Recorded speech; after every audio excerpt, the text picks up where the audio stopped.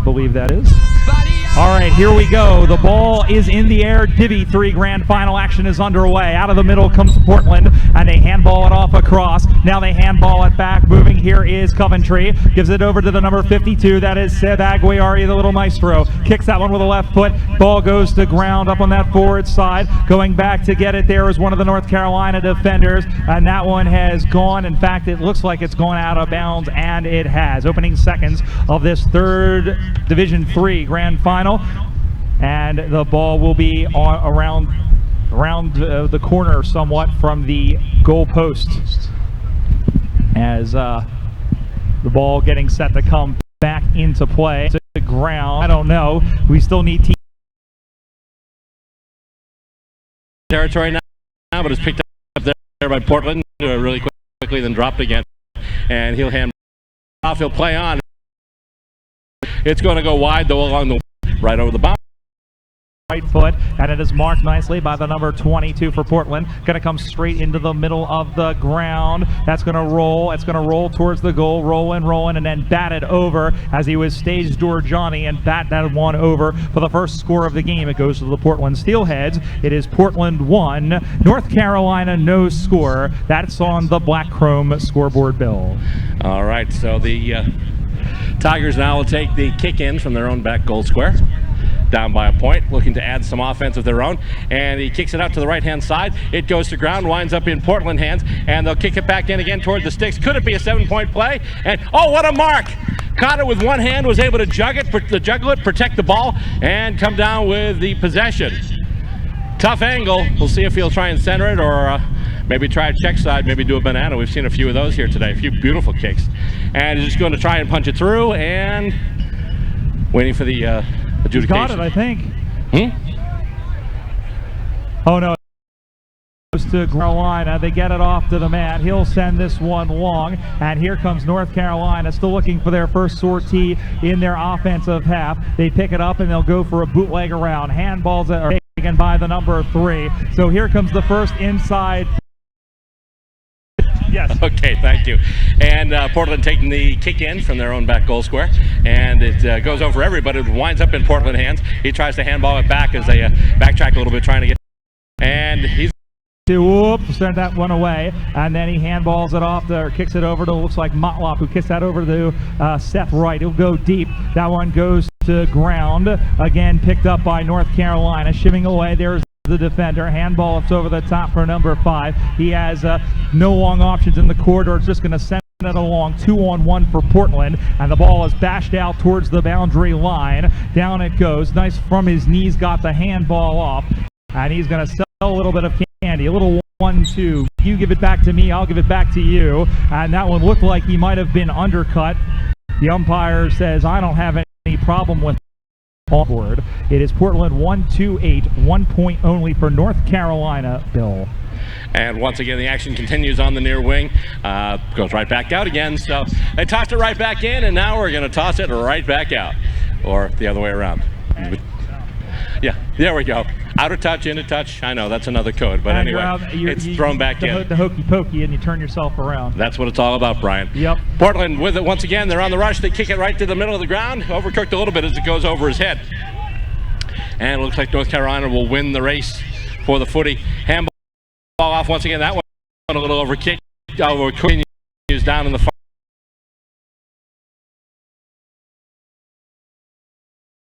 point mark. Not here to talk about me. Well, yeah, because sooner or later you were going to get to your running style and how you describe it. I run like a giraffe. Yes. In heat. Here there we go. And that's just what my mom says. Oh, that's actually changed. Yeah. Well, wow. Okay. Well, I'm trying to keep it PG. Meanwhile, back at the ranch, the ball is smothered and it's in the middle of the ground. Picked up by Portland. He gives it over to Seb Aguiari. Aguiari, the former OC Bomber, throws that one onto the right. Nice mark. He's going to turn around. He's a turnaround shooter going inside. Look, and another mark taken right in front of the, not too far from the goal. He's out in an acute angle. There's calls for a centering ball for Portland as they try to extend their lead. So number 18 will go back. We appreciate you bearing with us. Still waiting on some rosters. I did send somebody over there.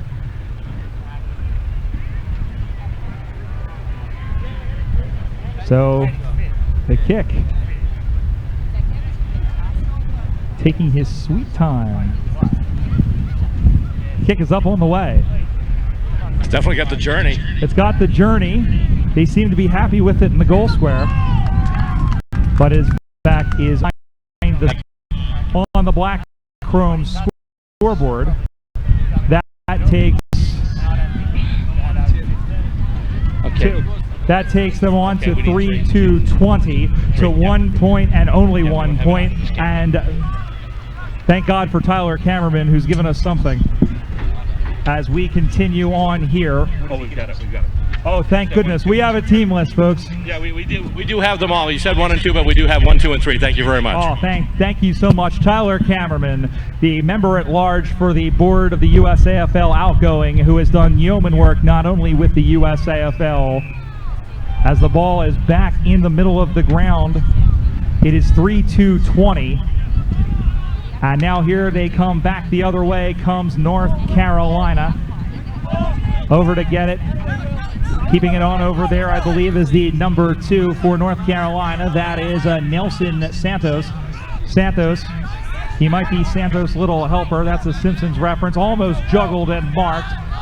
And now back the other way. They handball it on to Coventry. Why was I looking for him? I know that donut head anywhere. Going up long, nice, almost taken down, I believe, by McKenzie, as that one is paddled on. 4 players, throw it, no, they get it away, does North Carolina, as they get it on. Again, dropping the ball, that one is thrown back, would hold everything, nope, it's gone, it's played on. And then running through is Seth Wright, number 75, but he takes it, and it's a nice sliding mark by North Carolina. It looks like number 14, Michael Hoffman. North Carolina will shake the Etch-a-Sketch and try and drop something new, Bill. And once again, they kick it right through the corner, and it bounces off center hands. He's got it out, handball off a little high, and ball goes back to. Could have gone anywhere. Has snapped off. Hopefully pie, my boys, the 4 and 20 pie. There we go. Thank you for not singing that. I appreciate it. All right. We are waiting for something to happen in the middle of the ground. And here goes the umpire. He throws it to the heavens. Gravity takes effect. Ball to the ground and then picked up, and they give it on to Seb Aguirre, who swims through as if he was Michael Phelps, and then on a laser beam finds a connection out on the far side. He's going to kick that one up high, and that one is very high and brought down nicely there. I believe that was the forward in 18, who is Mike Bornstein. So that wasn't Mike Bornstein who kicked the first goal. That was Adam Walkland Brumby. And now back out comes North Carolina. They need to get something going. They need to put something up on the scoreboard. Picking it up nicely, and then with a little no-look handball was Eric Anderson. And now here comes Coventry, the Derwent destroyer himself, as he kicks the ball up high. Goes through the wickets of the defender there for North Carolina. He's going to do a little bootleg action. He tries to find the handball there in number 56, which is Dara O'Hanaride. I imagine he was a Gaelic football player in a previous life. Down he goes, picking it up is 52. He's going to throw that one on to the left. It might have drifted back with the wind. In fact, it has. That is a goal to the Portland Steelheads, and they are swimming away with this one. Steelheads normally swim upstream, but they are swimming downstream and with authority. The score on the Black Chrome scoreboard, the Portland Steelheads 5-32, 1 point and 1 point only for the North Carolina Tigers. Bill Robert. And once again, they'll bring it back up to center. Just a reminder, we do have more finals on, so if you're watching online, by all means, don't go anywhere, because after this, we still have the Division II final, and then the Division I final, and we have some more women's action going on one of our other streams, too. So lots of footy still to come on the web today at usafl.com. So by all means, stay with us, and thank you for tuning in today. As the ball goes up for grabs once again, winds up going to ground, and punch back, and it looks like the clearance will be had by Portland once again. Kicked out to the wing, bounced off a couple of players, and Portland do indeed. Through the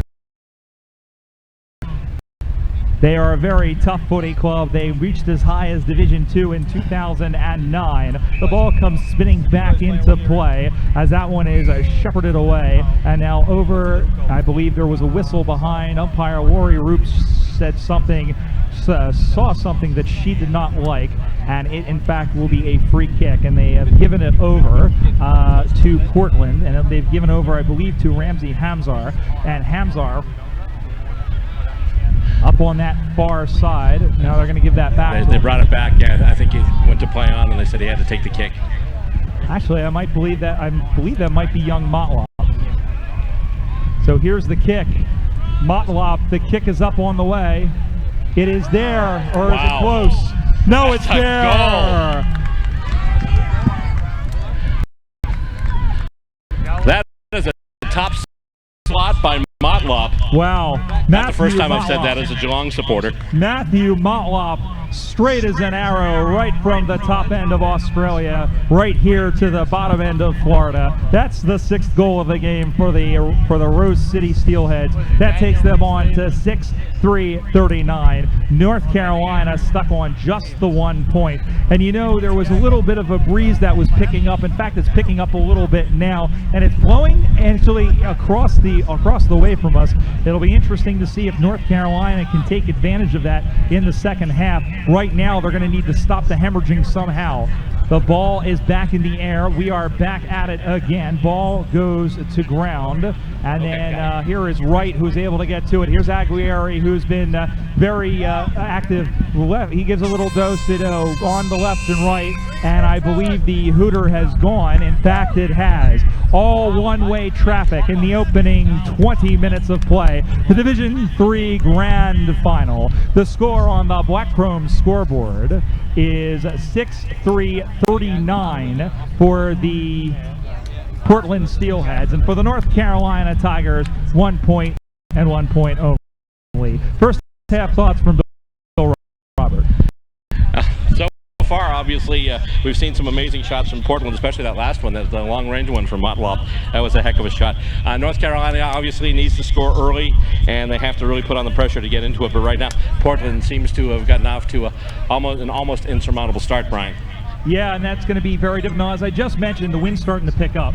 And North Carolina will have it. It's about a 2-goal breeze at the moment, but they're going to need more than 2 goals, I think. So we'll have to see what happens. It's going to be up to them to really sort of stop this. And we mentioned a couple of their players, and young Motlop playing very well up there in the forward line. Of course, the son of Mark Motlop, who is here and gave a really good speech here at the admin meeting on Friday. We have women's action going on behind us. I can look at the score and see that it is 16-0, but I don't know who is winning. I want to take a guess, but I don't think that would be a good idea. So that's the score on the women's field, and that's just the way it is.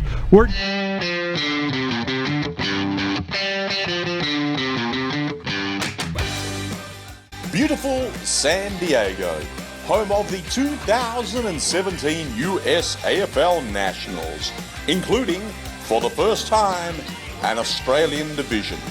Imagine kicking off your end-of-season footy trip in this amazing US city, with your club playing in the biggest football tournament in the world.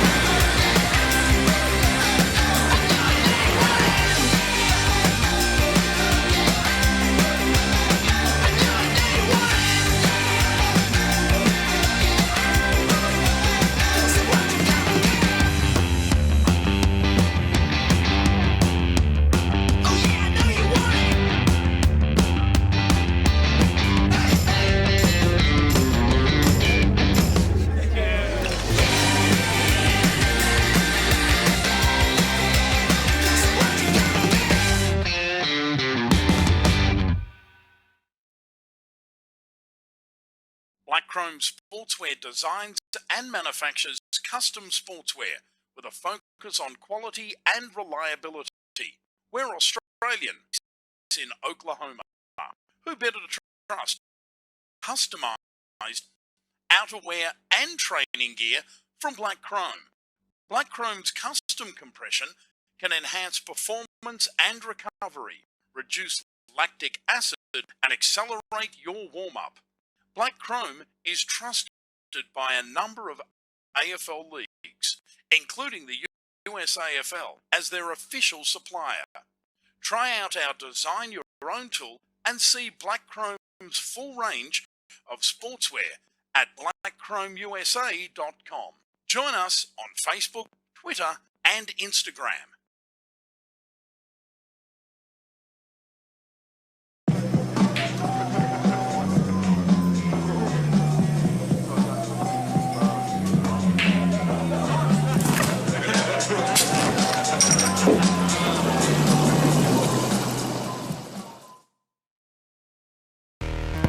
Australian rules football?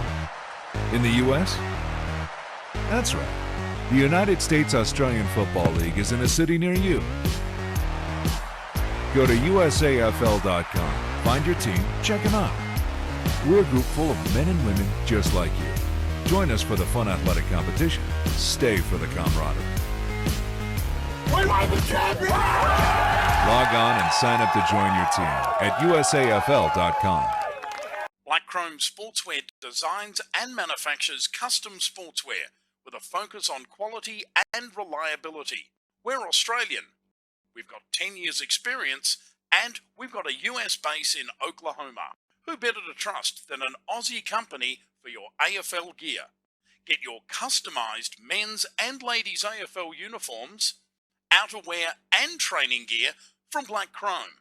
Black Chrome's custom compression can enhance performance and recovery, reduce lactic acid, and accelerate your warm-up.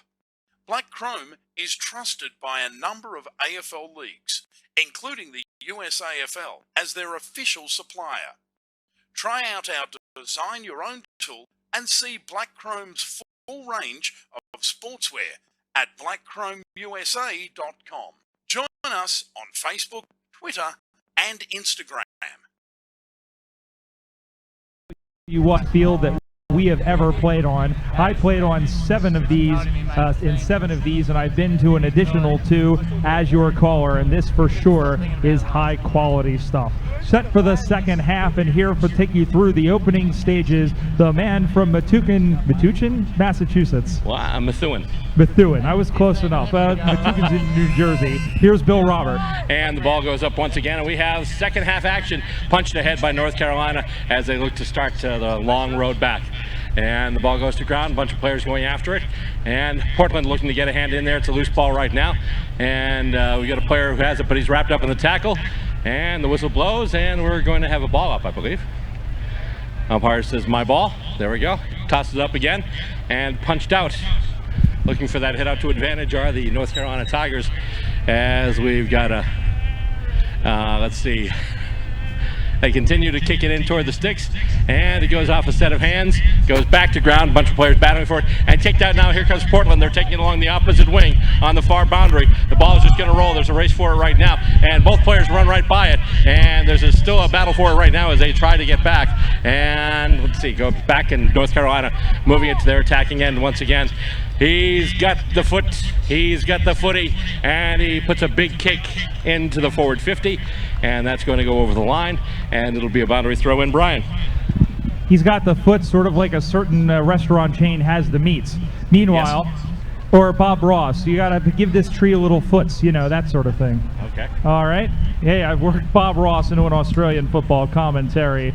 Oh, well, I don't think that's an accomplishment. Meanwhile, the ball comes spinning back into play. Here comes Portland the other way. McKenzie is there, but hold everything. We have a free kick, and that will be paid to the Portland Steelheads, who lead 39-1 on the Black Chrome scoreboard. Here is Matt Motlop. Matt Motlop goes up the right side, looking in the direction of his winger, who is Bornstein, I believe. He is harassed and held up, and I believe they're going to call that advantage. No, No, it's going to play on. Here they are, up to the number 5, who is Nick Camilleri. He is the captain. He'll play that one into the middle, or try to anyway. It bounces free. It bounces around. It's like a Mexican jumping bean watermelon mix.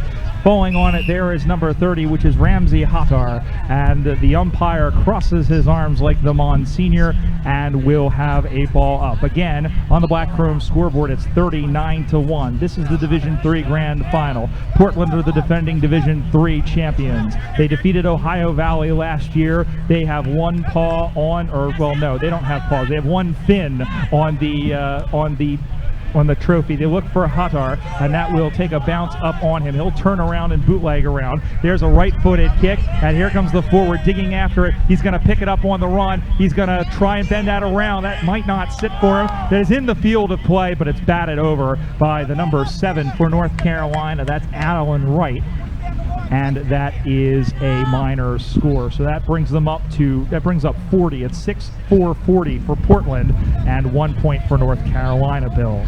And once again, you were mentioning fins. I would say this club right now, the Steelheads, they have gills and skills. Yes. They're swimming through it right now. And, intercept mark after that. I'm sorry, not an intercept mark. That was a mark after the kick in from the back goal square by North Carolina. Kicked it right out to center. It was a nice kick, nice long kick, and a nice mark too. And North Carolina will now look to move it toward their attacking end of the ground. It's intercept mark there though, as Portland picks it up, and they look to move it right back. They kick out to the wing now, and the race for it just a little ahead of the intended receiver, but he's almost able to pick it up. The rolling ball wouldn't really sit for him. He gets tackled before he can get full possession of it, but he's able to get the handball off. North Carolina picks it up right now, but it goes right into Portland hands. Portland moving now, going across the ground. And here they come through the center. Takes a bounce.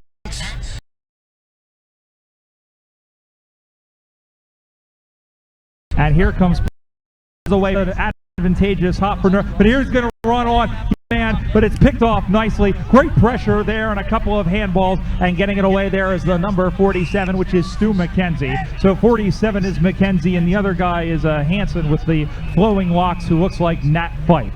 Meanwhile, back in the middle of the ground, picked up by number 31. That's down towards the goal. Is that a mark? You bet your bippy it is. What a great sliding mark there by the number 13 off of this game.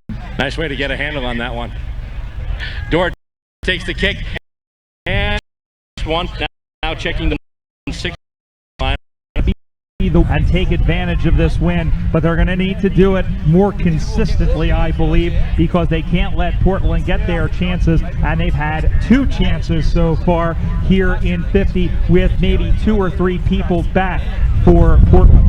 And you can literally say at this point the door has been kicked open by Mr. Dorr. Ball coming back into the center of the ground. Division III Grand Final. I'm Brian Barish. He's Bill Robert, and you are watching the Division III Grand Final here from Lakewood Ranch, be it here at the Premier Sports Complex. And our thanks to the fine folks here for their support, and also for our friends, the sheriffs, that are keeping us safe and protecting us as well as around the world on USAFL.com. Here we go again. McKenzie with the ball. He's going to, rather that's Hanson. They all look the same from here. Ball goes to ground, and Warden is able to get it away up the right side. Thrown off the ball is the man for Portland. Here comes Coventry running through like the 5:15 to Launceston, and the ball is dropped. Now it comes out free. Here they come. Here is Motlop with a long handball, and then it's kicked off to the left foot.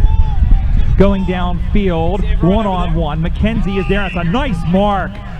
Nice mark by the Portland player against Stuart McKenzie. Now it's a long one. It's a one-on-one contest. He affected him, and that's going to be contact. That's going to be he was not facing the ball when he made contact, so it's an illegal contact. Portland will get the free kick right in front, and that will be Bornstein, who was the offensive star in last year's D3 Grand Final.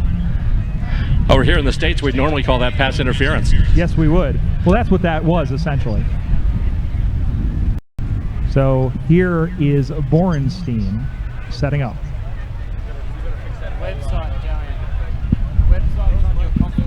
Walks in. The kick from 35 meters out. It's up on the way, and it is dead center perfect. A goal to the Portland Steelheads. and they now well and truly may have this one in whatever steelhead fish carry around as a bag. 7 for 46 for the Steelheads, 1 point for North Carolina. I'm sorry, 117 for North Carolina. Whatever bag a steelhead may carry. Yeah. I didn't realize fish carried bags. Well, I'm sure they do. Anthropomorphic fish. Oh, okay. Well, maybe they just carry them around for the halibut. Oh, God. Wah, wah, wah. Or as the Price is Right once said, you know, I hear Queen Victoria was a fan of pumpkins. In fact, she had them, they had it defending her castle. She called it her royal gourd. Oh, my God. Yep, you started this is degenerating rapidly. But let's get back to the action now as Portland looks to take it out of their back half to another rebound 50. And indeed, oh, was that a mark? Did they pay that? That was a beautiful mark in a pack if that was indeed paid. Beautiful, beautiful, beautiful. And indeed, North Carolina has it right now. Pack in there, he climbed up on the back and got hit. And now he puts it in further, and oh, just over the head of his intended target. And now Portland on the move once again, and they're just going to try going to the fat side of the ground on the center square. Nice spoil, and let's see here, it goes through, and Portland still is able to get possession of it though. However, that was just a little bit of a chip kick, and then he is knocked down afterwards. Play on calls the umpire, and Portland right now just a little bit of a little thing through center right now, but they've got it, and he touches down, is able to handball it off, and oh, he is taken right down. However, it's a high contact, caught him above the shoulder, so as a result, Portland will be getting the free kick. Setting up and looking around now.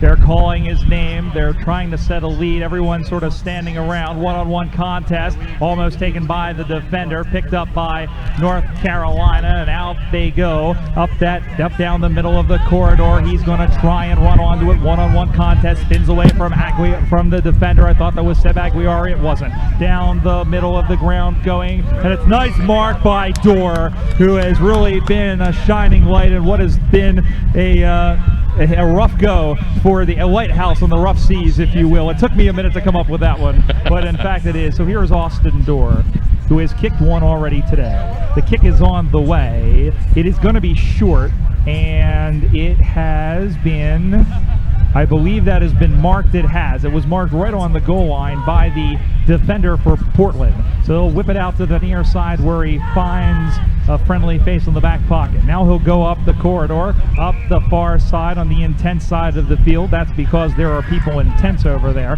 where he finds Martin Coventry. And Captain Martin Coventry sets sail up the right side, but it goes off the side of his boot. The goal umpire starts singing T for Temple U, and it's out on the pole. I thought that was YMCA. No, it's a straight teammate. Oh, okay. Well, sometimes they get a little exuberant and the arms go up a little bit. But anyway, waiting for action to resume on the far boundary here. Once again, checking the black chrome scoreboard right now. It is 7-4-46 for the Steelheads of Portland, 1-1-7 for the Tigers of North Carolina.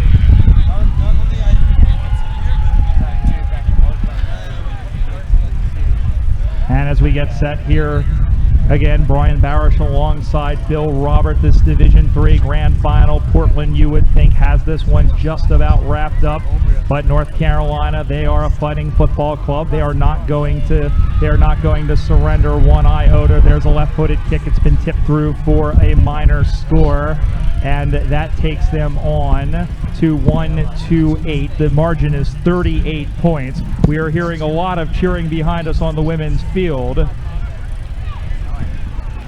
We're hearing a lot of cheering, and I don't know what that is quite yet. Well, I see the score of 17-6. Not sure who's winning just yet. But now here comes North Carolina as we focus on Cooper's Field. The mark is taken. Here they go, lining it up. The kick is up on the way. It's going to be short. The mark is taken nicely by the number 45 for North Carolina. Or rather, that might be 15, and we don't have either one of them. So either way, North Carolina will have that one from dead in front. The kick is on the way. It's trailing right. It bounces down, and did they get it out? Yes, they did. But what happened? It's over there somewhere. Thought that it had gone through, but it looks like it's gone out. and it looks like it's going to be a free kick, and it's going to be free kick on the full. Thank you, Mr. Umpire. And here is the kick from off to the side. It's an acute angle, and that is bashed through for a rush behind. So North Carolina are rolling snake eyes at the moment.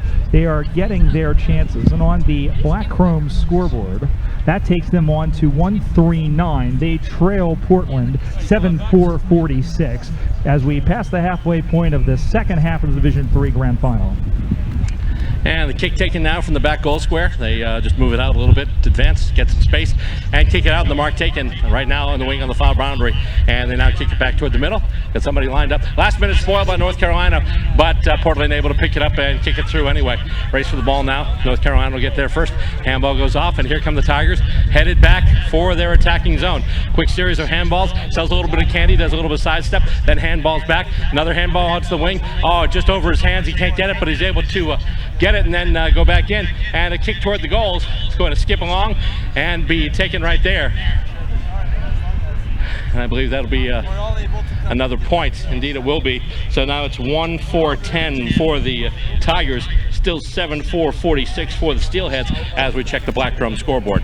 Ball will be put back into play, but it's going to come right back at them. That kick was sailing off to the side there, the number 47 in Stu McKenzie, and the ball floated away to the side, still in play, and now it's going to come back up. Number 5 handballs it into the middle. North Carolina all of a sudden feeling their stripes. It might be too little too late. Ball is at the top of the goal square. It is punched aside. Portland has a man there to get it out. I believe that was Aguiari. He was thrown down without the football, and that is the... No, it's going to be played on, it looks like. And in fact, yes, it was. I believe that's what it was going to be called. And no, in fact, it is going to be holding the ball. So it could have been a 50-50 call, and I always side with the umpires, and so it is number 7, who is Alton Wright. Alton Wright, will he kick it the right way, or will he kick it the Hemingway? The kick is up on the way, and it is good for a goal. North Carolina gets another major. That takes them on to 2-4-16. The margin down to 30 points. In fact, it is exactly 5 goals, 7-4-40. That's on the Black Chrome scoreboard. Later stages, second half, Division III Grand Final. And indeed, you're watching the Division III Grand Final here at USAFL.com. Brian Barish alongside Bill Robert, and we're bringing you this action. More action to bring you to coming up next after this game is finished. We have the Division II Grand Final, and that will be the Calgary Kangaroos against the Columbus Jackaroos. So either way, it won't be Roos free footy here. No. Or Bruce free footy. And then we'll have more Roos coming up for the Division I final too. Yes, with the Golden Gate Roos. It's a good day to be a Roo. Yes. So I'm just going to change my name to Brian Roo. Yeah, that definitely won't be ruining the day, shall we say. Yes. Meanwhile, back in the States. I'm wondering if an infraction was called. There's actually an injured player on the field. Yes, right in the middle. They've stopped play as we rumble along here. The weather has actually been pretty good all day. We've had some large cumulus clouds. At least I think they're cumulus. And meanwhile, the ball comes in. Nice mark over the top by the number 45. That was Luke Mooney. Mooney, who was a force in the Western Regional, sprays it out to the far side where his pocket will chase it down. Gets away from 2, throws it onto the left, but it's smothered and covered like some hash browns. And now back the other way. Here's a little 1-2, but it's punched away by the man for North Carolina, number 56. And that one is almost picked up by Portland. They're going to send it right back at them. Here comes Hanson, and then running through like a runaway train there is the number 24 for that would be Scott Bradley, who's been around like snake oil. He's been around a long time for this North Carolina football club. But Portland has it on their own half of the ball, looking for Aguiari, but it bounces away from him. With some help there is 15 and Tyson O'Kaley. So here is Oakley, who goes up. Nice mark again by Mooney. Luke Mooney, well, that was not like Cameron Mooney. That one gets kicked on. Oh, almost a trip there. Play on. Bradley out of the back. He throws it on to the right. He puts it in front. It's punched free. One-on-one contest in the wing in front of the Cooper's beer tent. Ball goes to ground, and now it comes out up over the top with the handball. Kept in again by 3, who is Paul Duncan, another one who's been around a long time for this Tigers club. But in the end, it is Portland who brings it back. They throw it onto the left. It tails away from him. Just finds it. Kept in is Bornstein. He'll go around. Up, picked off out by Bradley. He stayed in bounds. And the mark is taken by number 3, Paul Duncan, once again. Duncan will go up the sideline, almost marked again. And now here is Motlop. Motlop frees the danger, frees his mind, goes out into the middle where he finds a connection in Will Sandman, I believe, number 22. He's going to take his time, try and run down the clock. Portland up by 5 goals here in the waning stages of this Division III Grand Final, and it looks like they're going to get it. And I believe, if memory serves me correctly, if this holds up, they would be the first team in USAFL Division III history, which goes back to the year 2002 in Kansas City, to repeat as Division III Grand Final winners going back to back.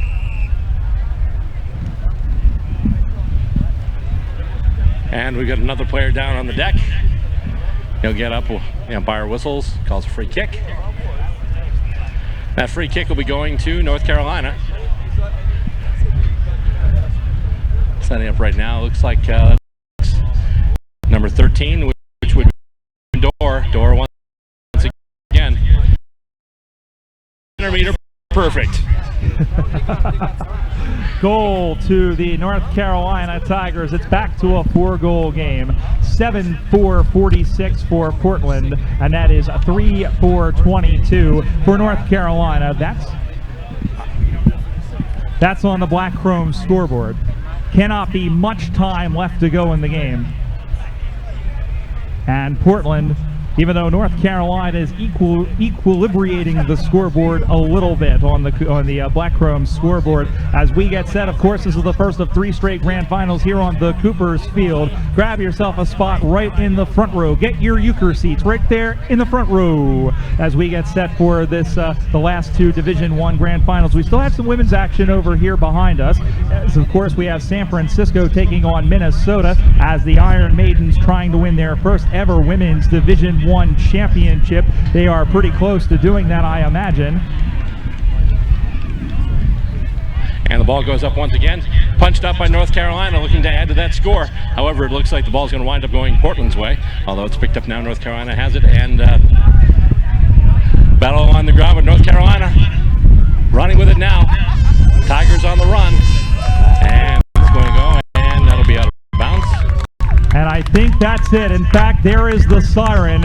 And ladies and gentlemen, please show your appreciation for the 2016 USAFL Division III National Champions, the Portland Steelheads. And also spare a thought and show your appreciation for the runners-up, the North Carolina Tigers. The final score in the Division III Grand Final. It's the Portland Steelheads, 7 goals, 4 behinds, 46 points. The North Carolina Tigers, 3 goals, 4 behinds, 22 points. Congratulations to Mark Motlop, to Martin Coventry, and to everyone else who is here for the Portland Steelheads as they go back-to-back in Division III. Well, don't have to tell me twice. It's always good to hear the name Motlop associated with a premiership. It is. So that'll do it. Almost this year, folks. Almost, not quite. Yeah. But that'll do it for the Division III Grand Final. Bill will be sticking around, and he'll be sticking around. Gorilla will be back with you. The Division II Grand Final coming up between the Calgary Kangaroos and the Columbus Jackaroos. Whether or not you're a Columbus supporter, get jacked up for that one. We'll be back in just a couple of clicks. Black Chrome Sportswear designs and manufactures custom sportswear with a focus on quality and reliability. We're Australian, we've got 10 years experience, and we've got a US base in Oklahoma. Who better to trust than an Aussie company for your AFL gear? Get your customized men's and ladies AFL uniforms, outerwear and training gear from Black Chrome. Black Chrome's custom compression can enhance performance and recovery, reduce lactic acid, and accelerate your warm-up. Black Chrome is trusted by a number of AFL leagues, including the USAFL, as their official supplier. Try out our Design Your Own tool and see Black Chrome's full range of sportswear at blackchromeusa.com. Join us on Facebook, Twitter, and Instagram.